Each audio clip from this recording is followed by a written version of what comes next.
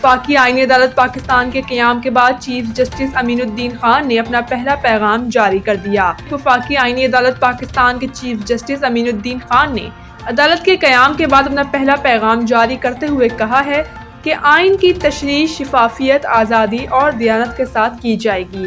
انہوں نے بنیادی حقوق کے تحفظ کو آئینی عدالت کی اولین ترجیح قرار دیتے ہوئے شفافیت اور عوامی رسائی کو اہم سنگ میل قرار دیا۔ چیف جسٹس نے کہا کہ اس عدالت کا قیام ہماری قومی آئینی جدوجہد سے ایک اہم سنگ میل ہے جو ریاست پاکستان کے قانون کی حکمرانی اور آئین اسلامی جمہوریہ پاکستان کے دیرپا وعدے سے ہماری اجتماعی وابستگی کی تجدید کرتا ہے۔ چیف جسٹس امین الدین خان نے کہا کہ اس عدالت کو ایک نہایت اہم اور نازک فریضہ سونپا گیا ہے۔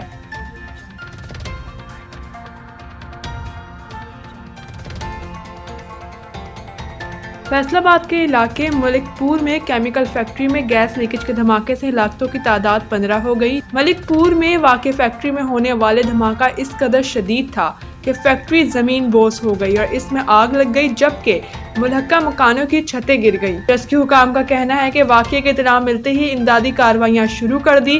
اب تک 14 افراد کی لاشیں نکالی جا چکی ہیں، جبکہ ایک زخمی ہسپتال میں دم توڑ گیا۔ ریسکیو حکام کے مطابق 7 افراد کو زخمی حالت میں نکال کر ہسپتال منتقل کر دیا گیا، جہاں انہیں طبی امداد دی جا رہی ہے۔ جائے وقوع سے ملبہ ہٹایا جا رہا ہے۔ فیکٹری اور گھروں کے ملبے تلے مزید افراد کے دبے ہونے کا خدشہ ہے۔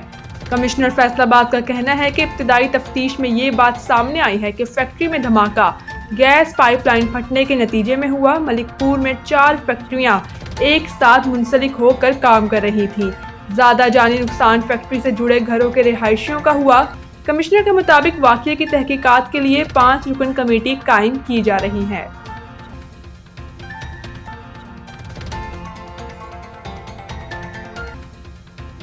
الیکشن کمیشن کی جانب سے ذاتی حیثیت میں طلب کیے جانے پر وزیر اعلیٰ خیبر پختونخوا سہیل افریدی نے وکیل کو بھیج دیا۔ وزیر اعلیٰ KPK سہیل افریدی کی جانب سے مبینہ طور پر سرکاری ملازمین کو دھمکیوں کے معاملے پر وکیل علی بخاری الیکشن کمیشن میں پیش ہوئے۔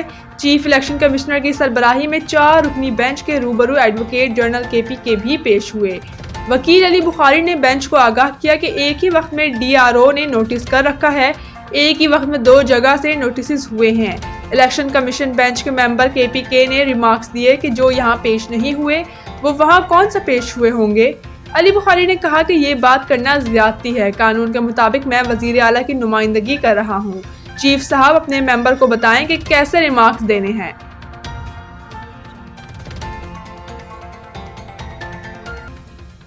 نائب وزیر اعظم وزیر خارجہ سینیٹر محمد اسحاق ڈار کی جمہوریہ سلووینیا کی نائب وزیر اعظم خارجہ اور یورپی امور کے وزیر تنجا فاجون سے برسلز میں ملاقات ہوئی۔ دونوں رہنماؤں کے درمیان ملاقات برسلز میں منعقد ہونے والے 4تھے یورپی یونین انڈو پیسیفک وزارتی فورم کے موقع پر ہوئی۔ دوران ملاقات پاکستان اور سلووینیا کے درمیان 2 طرفہ تعلقات کے ساتھ ساتھ یورپی یونین کے وسیع تر فریم ورک کے اندر تعاون کو وسعت دینے کے حوالے سے تبادلہ خیال کیا گیا۔ پاکستان اور جمہوریہ سلووینیا کے مابین باہمی دلچسپی کے مختلف شعبوں میں تعاون کو بڑھانے کے عزم کا اظہار کیا گیا۔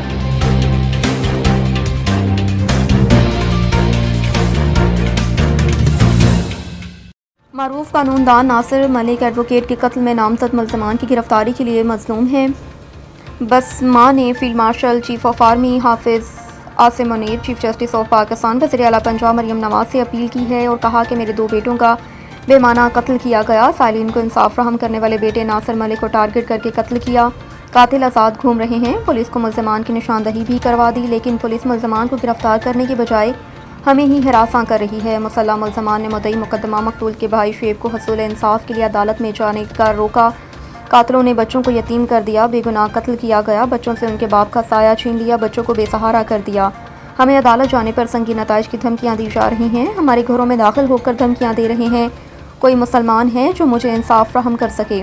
مقتول وکیل کے اہل خانہ حصول انصاف کے لیے در بدر کی ٹھوکریں کھانے پر مجبور۔ بسما دیگر اہل خانہ نے پولیس کے رویے کے خلاف ملزمان کی گرفتاری کے لیے احتجاج کیا۔ اس موقع پر احاطہ عدالت کے باہر مسلح ملزمان نے مدعی مقدمہ شعیب کو عدالت میں پیش ہونے سے روکا، کہا کہ کیس واپس لو ورنہ اس کے نتائج اچھے نہیں ہوں گے۔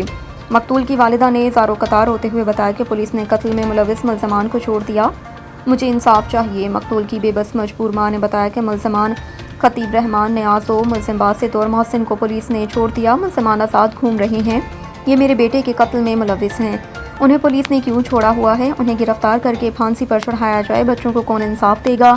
ناصر ملک ایڈوکیٹ کو ٹارگٹ کر کے قتل کیا گیا تھا۔ وکیل کے قتل پر وکلاء نے احتجاج اور عدالتی بائیکاٹ بھی کیا۔ آدمی لے کے آیا نا میرے بیٹے کے اوپر حملہ کرنے کے لیے، بہت سارے آدمی آنے، ہم دوسرے جب تو یہ وکیل کے کان میں خسر خسر کر رہے تھے، تو اس کے ساتھ میں کچھ باتیں کر رہے تھے نا، تو اس نے ایک کتاب وکیل کال دیا کلینک کی ملزمان لے کے آدمی لے کے آئے، کلینک کر کے آئے، میرے اس بیٹے کو بھی مارنے کے لیے مسلح افراد لے کے آئے اور دھمکیاں بھی دی ہیں کہ کیس ختم کرو، ہم کیس میں نہیں آتے، ہمارا کیس ختم کرو۔ اب مجھے انصاف چاہیے، انصاف چاہیے، اگر دنیا میں کوئی مسلمان ہے تو مجھے انصاف چاہیے۔ میرے دو بیٹوں کا قتل ہوا، تین بچے دونوں کے، ایڈوکیٹ ملک ناصر تنولی تھا، وہ بھی ایڈوکیٹ تھا، ان لوگوں نے پیسے دیے، کسی نے مروایا، کسی نے کیا کیا، کسی نے، مجھے ملزم چاہیے، مجھے قاتل چاہیے، مجھے ملزم چاہیے، مجھے انصاف چاہیے۔ اب میں بچوں کو لے کے چھوٹے چھوٹے میرے بچے میں گھوم رہی ہوں ان کو لے کے، اب میں کیا کروں، ان کا اسکول بھی گیا، ان کا سبق بھی گیا، سب کچھ مدرسہ بھی گیا۔ اب یہ لوگ کبھی بھی ہمارے کو جرمکار بنا رہے، کبھی ادھر سے دھمکیاں آتی ہیں، کبھی ادھر سے آتی ہیں، کبھی ادھر سے آتی ہے۔ کیا یہ دنیا میں کوئی مسلمان نہیں ہے، کوئی افیسر نہیں ہے؟ میں سب سے اپیل کرتی ہوں، ایس پی بندوں کو ساتھ ہی لے کے آتے ہیں، یہ اتنے دہشت گرد بڑے، اور میں ایس ایس پی سے، ڈی ایس پی سے، آصم منیر سے اپیل کرتی ہوں، مریم سے، شہباز شریف سے، میری مدد کی جائے، میرا دوسرا بیٹا قتل ہوتا ہے، میرے 6 بچے میرے پاس یتیم۔ ایڈوکیٹ کو ٹارگٹ کر کے قتل کیا گیا تھا۔ وکیل کے قتل پر وکلاء نے احتجاج اور عدالتی بائیکاٹ بھی کیا۔ Field marshal chief of army Hafiz Asim Munir, chief justice of Pakistan وزیر اعلیٰ پنجاب مریم نواز سے اپیل ہے کہ مجھے انصاف فراہم کیا جائے۔ کارڈ میں نوجوانوں کو نوکری کرنا مہنگا پڑ گیا، مالک کی جانب سے ہراساں کرنے کا سلسلہ تھم نہ سکا۔ انصاف کی فراہمی کے لیے شہریار نے عدالت کا دروازہ کھٹکھٹا دیا۔ جوڈیشل مجسٹریٹ جنوبی کے عدالت میں غریب طبقے سے تعلق رکھنے والے شہریار کے پاس فیس کے پیسے بھی نہ تھے۔ مالک شیخ ارشاد محمود صدیقی کی جانب سے وکیل کیا گیا۔ سرکاری وکیل کی جانب سے موقف اختیار کیا کہ 31 اکتوبر 2024 میں ملازم شہریار کو ملازمت چھوڑنے کا کلیئر لیٹر کمپنی سے نوکری چھوڑنے کا ملا تھا۔ چند عرصہ بعد جھوٹا مقدمہ لاہور درج کروایا، جس میں ملازم شہریار پر الزام لگا کہ 2 کروڑ سے زائد کی رقم خرد برد کی ہے، جبکہ ملازم شہریار کے پاس تمام ٹھوس شواہد موجود ہیں، جس کی بنا پر عدالت نے تمام دلائل سننے کے بعد لاہور کی عدالت نے باعزت بری کیا۔ السلام علیکم۔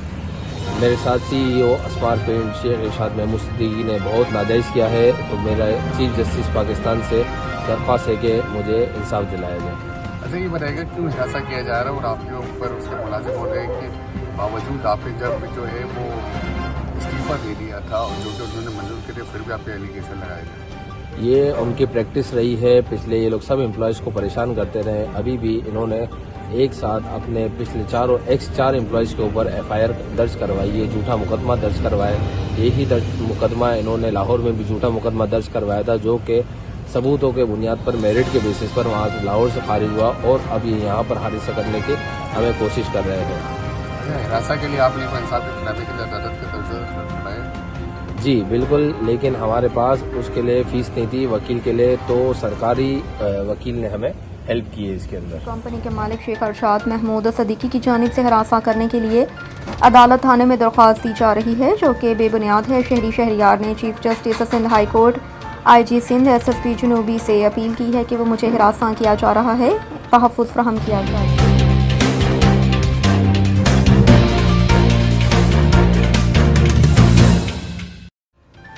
وسیم کھتری نے گھانا کے دارالحکومت ایکرا میں منعقدہ ورلڈ اسکریبل چیمپئن شپ میں کانسی کا تمغہ اپنے نام کر لیا۔ یہ پاکستان کے اس ایونٹ میں تاریخ کا بہترین انفرادی نتیجہ ہے۔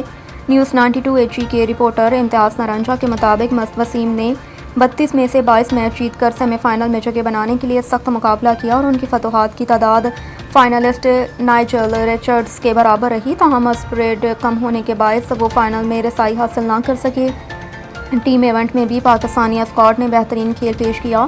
وسیم، حسان ہادی، اعظم صدیقی، محمد عنایت اللہ اور طارق پرویز پر مشتمل قومی ٹیم مجموعی طور پر چوتھے نمبر پر رہی، جو پاکستان کی ٹیم کا اب تک کا بہترین نتیجہ ہے۔ چیمپئن شپ میں 5 براعظموں سے تعلق رکھنے والے 28 ممالک کے 200 سے زائد کھلاڑیوں نے شرکت کی۔